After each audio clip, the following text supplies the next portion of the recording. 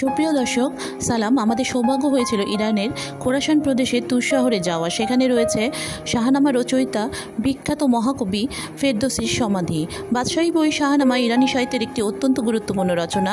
এটি প্রায় 1000 সালের আশেপাশে ফেরদৌসির দ্বারা লিখিত হয়েছিল। শাহনামা ইরান ও পারস্য সহ ভাষাভাষী যে কোনো দেশের জন্য সবচাইতে দীর্ঘতম ও জনপ্রিয় একটি মহাকাব্য। তিনি প্রায় 30 বছর ধরে কঠোর সাধনায় শাহনামা লিখেন এবং তার এই মহাগ্রন্থের কারণে ইরানের সাহিত্যকে কবি বিশ্ব দরবারে উচ্চ মর্যাদায় পৌঁছে দিয়েছেন। গজনী সুলতান মাহমুদের পৃষ্ঠপোষকতায় তিনি শাহনামা লেখা শুরু করেন এবং 60,000 স্বর্ণমুদ্রা দেওয়ার কথা থাকে। পরবর্তীতে 60,000 স্বর্ণমুদ্রা নিয়ে যায় যে ব্যক্তি, তিনি তা না নিয়ে গিয়ে রৌপ্য মুদ্রা নিয়ে যান এবং মহাকবি তা ফিরিয়ে দেন এবং গরিব মানুষের মধ্যে বিলিয়ে দেন।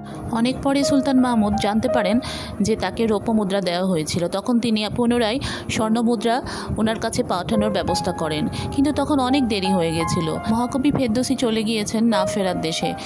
ঠিক সেই অবস্থায় তার মেয়ে সেই মুদ্রা আর গ্রহণ করেননি। ব্যাপারটি ছিল অনেক দুঃখদায়ক ঘটনা। তো যাই হোক, মহাকবি ছিলেন ফার্সি ভাষার জন্য এক অনন্য কবি।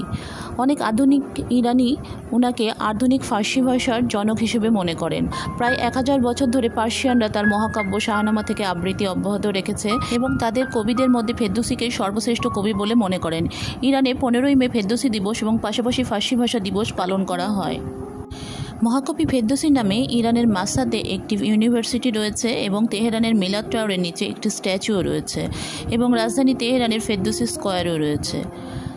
তো যাই হোক, আমরা মনে রাখবো যুগে যুগে মহাকবি ফেরদৌসিকে তার কাজের মাধ্যমে, এবং আল্লাহ পাক ওনাকে যেন বেহেশতি করেন এই দোয়াই রইল। ধন্যবাদ সবাইকে সাথে থাকার জন্য। নতুন হলে প্লিজ আমাদের চ্যানেলটি সাবস্ক্রাইব করবেন।